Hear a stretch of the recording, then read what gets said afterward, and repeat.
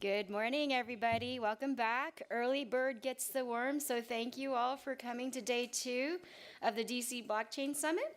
We welcome you back this morning to Georgetown, and I wanted to take the time to say thank you to the Chamber of Digital Commerce and Perianne for inviting me to join you as your MC these last few days and today. Just a few housekeeping reminders. Food and drinks are not allowed in the auditorium, so if you do have them, please kindly go back and leave them outside of the auditorium. And one last thing is, please tweet and post your social media channels on Twitter, Facebook, or Instagram, or Snapchat using the hashtag DCBlockchain. The Twitter handle for the Chamber of Digital Commerce is Chamber Digital. And without ado, I am pleased to introduce one of our co-hosts for today, John Jacobs from Georgetown, who has kindly given us this wonderful space. John?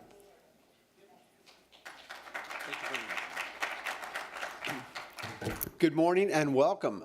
Welcome back to day 2. Exciting times. This reminds me so much, because I'm older than most people here, of the early days of the internet, when no one knew what was going to happen, where it was going to go. And everyone was trying to figure it out together. As Cindy said, I am John Jacobs. I'm the Executive Director for the Center for Financial Markets and Policy, the center here at the Business School at Georgetown that's co-hosting this event with the Chamber of Digital Commerce. We're delighted to have the Chamber back again for this great event. The Center for Financial Markets and Policy, we just came out of the financial crisis. Our whole goal was to create a dialogue for industry and policymakers by which they can kind of sort things out and try to work on issues. And I think it's more relevant to blockchain than almost anything else in recent times. We've done a lot in this area at Georgetown. We keep trying to innovate in the space. We've got fintech clubs, undergraduate and graduate, and the students are driving that. We've done workshops. Obviously, the partnership with the Chamber has led to the incubator of 1776. The summit, which is in its several years, the Codathon, and we kicked off this year as well a first undergraduate course ever at Georgetown University on fintech and blockchain. Perianne and I are both team teaching that course. It's been a tremendous amount of fun. Really hard to keep ahead of the students at this school, but it's been great. And to show you the demand, the day that class was opened up, it was sold out. Prioritized just seniors in the business school, and we had a tremendous wait list. We have students constantly coming up to us and sitting through classes that aren't registered for the course just because they want to learn about this area. It's so important. One thing that we stress over and over again, Perry and I, in our lectures in the course is technology always moves faster than regulation. Always. And that's true here, and it's true everywhere, right? And that's always going to be the case, because tech is applied science, applied engineering. It moves as fast as somebody has an idea and the science allows. But regulation is far more. Policy, those are deliberative processes. They're designed to look and protect an ecosystem and protect and make it a level playing field for our participants. So people sometimes inherently think, especially here in Washington, D.C., you think regulation's bad. And it's not inherently bad. There is bad regulation, but anyone who eats, believes in having safe food or clean air or drinkable water or safe cars, that's a benefit. We're benefiting from good regulation. The key is to balance the regulatory process with innovation and not stifle innovation, but promote innovation, allow innovation. I think that you can see a lot of, in my experience, we're seeing a lot of openness by some of the regulators to talk to each other, talk to their counterparts internationally, talk to industry. Regulatory policy and law will in fact define our models here. We'll define the ecosystem. But that is the work that the Chamber's doing, that's the work that Georgetown is doing, because we are great avenues to affect policy. And as we all know, you can either be defined by the policy that's set up for you, or you can help define that. You can help define your future. So you need to get involved. You need to define your future. And I can't think of a better place to do it than with our two organizations. So I want to just leave you with that note that it's going to happen. We don't know where this industry is going to go and all the different applications and all the different technologies, but it's going to go somewhere. It's, in my opinion, that this is the biggest technological advancement since the internet itself. But it's our job, it's incumbent upon us that if we want the future to be as bright and rosy and optimistic as we want it to be, we need to help define that. So my advice is get involved, get engaged. Don't just think about your business, think about helping define the ecosystem. So thank you again on behalf of Georgetown, and I'd like to bring up the woman behind everything here, the founder and CEO of the Chamber of Digital Commerce. Also, my partner in the teaching, so I call her Professor Boring, and and so do the students around here, and it's great to do. So let me bring up Professor Perianne Boring.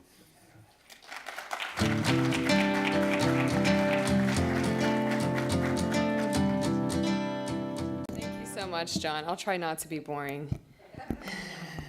Welcome back to day 2 of the DC Blockchain Summit, and happy International Women's Day.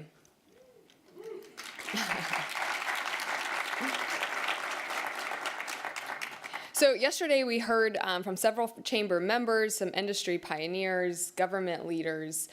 Today we're going to take a deeper dive into a number of the policy issues that are impacting the blockchain ecosystem.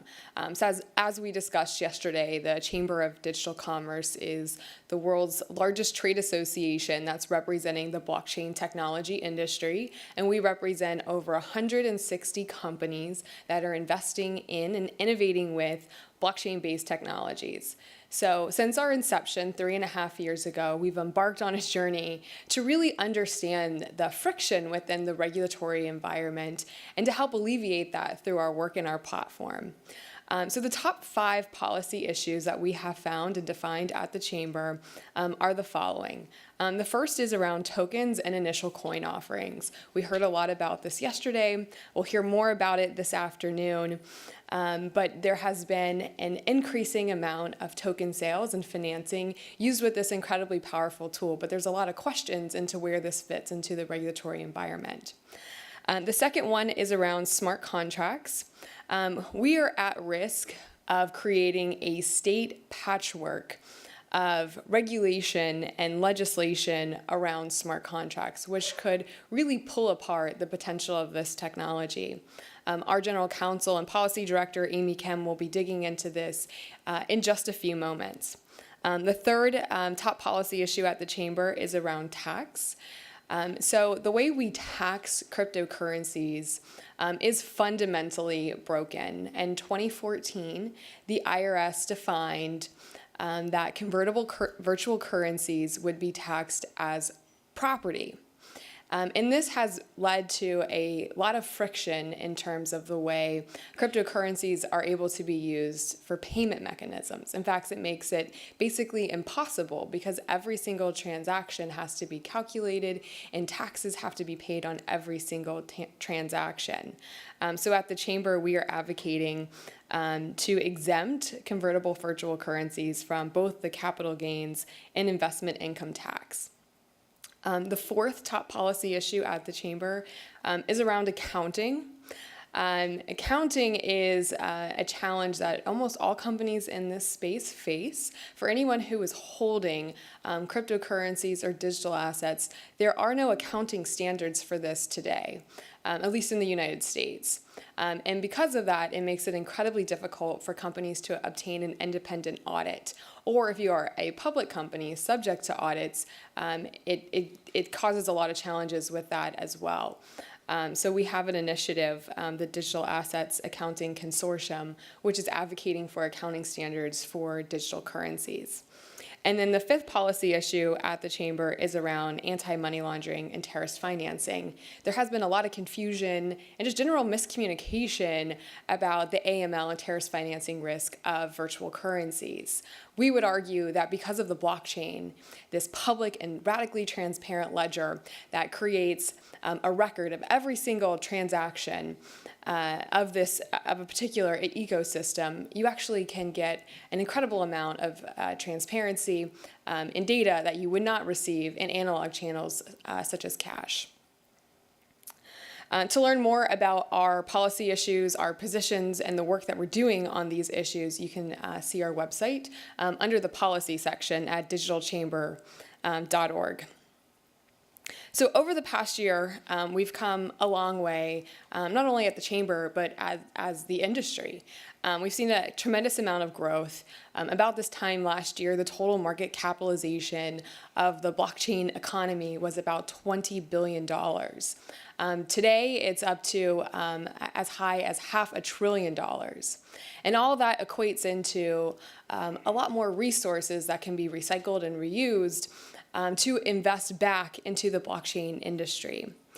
So late last year, the Chamber of Digital Commerce, we launched our first affiliate network, the Foundation of the Chamber of Digital Commerce. The Foundation is a 501c3 charitable nonprofit that has set out to spearhead three main initiatives. One, research, helping bring the academic community to solve some of the greatest technical challenges that this industry faces, including interoperability and scalability. The second is education. We still have a lot of work to do in terms of educating not only industry and government, but just also the masses about how this technology works and how to access it in a safe and responsible way. And then the third, of course, is around communication. So there has been, we've really always struggled with really a lack of understanding of what this technology is, being able to translate what the technology community is into a broader audience. So our foundation is spearheading a number of initiatives around these three prongs. So without further ado, I would like to first thank our title sponsor, Accenture, who's not only made this event possible, but has been a massive contributor into helping build out the infrastructure of this industry. So next, I'd like to introduce Lisa O'Connor, who's representing our title sponsor, Accenture.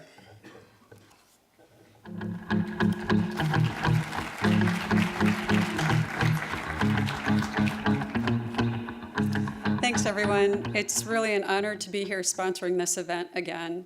And Accenture is a big sponsor of blockchain. We're so excited about it. There's a wonderful dynamic that we see with blockchain, and it really requires that private-public partnership to make many of the things we're developing successful. And you'll be hearing from David Treat this morning, just in a few moments, who leads our blockchain practice and is going to talk to you about some of the exciting things that we're doing. But you're going to hear about ID 2020, which was an amazing initiative that provides a mechanism for proof of identity and portability of that and control around it that really transcends borders and is essential for folks that, if you think about refugee situations or really destabilized political environments, very important to the individual, to the citizen. But let me tell you about why I'm so excited about blockchain and being here at the summit. So I have the best job at Accenture. So I run our cybersecurity R&D lab, which just happens to be based here in the Washington, D.C. area. No coincidence, because much like blockchain, cybersecurity policy and decision-making and talent, this is a huge center of gravity globally. So we've really based our cybersecurity R&D here in Washington, D.C. And my focus is 3 to 5 years out. So I'm not looking for quick innovations that are tactical. I'm looking for things that become at scale in the industry 3 to 5 years out. So blockchain is an amazing tool to start thinking about how we can apply the controls from a cybersecurity perspective that we were not able to do in certain systems or infrastructure before. And one of the areas we've been focusing on is IoT, the industrial Internet of Things, where we have devices that have been out there for decades that didn't have the challenges of the open environment of connectedness that they do now, that we can look at blockchain as a way of layering on some controls to that. So it's a really exciting area. And of course, being in cybersecurity, I'm also incredibly interested in all the wonderful vulnerabilities and how do we take advantage of it? How do we test it effectively? And I think many of you may be aware of some of the research that's just been put out in early March, looking at some of those trace vulnerabilities, which are kind of fun. So we have been working on this, and we're also joined by our financial technology lab and Sophia Antipoulos France, who's been working on a lot of the financial services innovations around blockchain. And Accenture, in this Washington, D.C. area, this is our largest area for North America. We have over 8,000 employees here. And we are actually getting ready to open up a new cyber fusion center, which is going to be right here in Washington, D.C. And it's going to join our cyber labs, our adversarial threat simulation, our threat intelligence. Many of you are familiar with iDefense, and our incident response capabilities under one roof, one house, and we're really excited about that. So we are going to be opening that in the June timeframe, and very much looking forward to greeting all of you there. And last year, when Marty Rogers was here, he challenged everybody, and he asked folks to work within this community and with the folks that you meet here to really develop the relationships to realize solutions around blockchain. And many of you in this room rose to that challenge. And this year, I'm going to ask you to do something different. I'm going to ask you to think out of the box and be more disruptive, much like I get to do in my job at Labs. And I'm going to ask you to think about how you can use blockchain to really leapfrog some problems that we're having, and how we democratize citizen and business decisions, how we empower communities of interest to do things that they were not able to do, and how to really think about distributing and sharing problem solving and those decisions around problems through the blockchain. And again, working on those ideas together, and I think we empower a much stronger solution. So thank you very much, and enjoy the conference.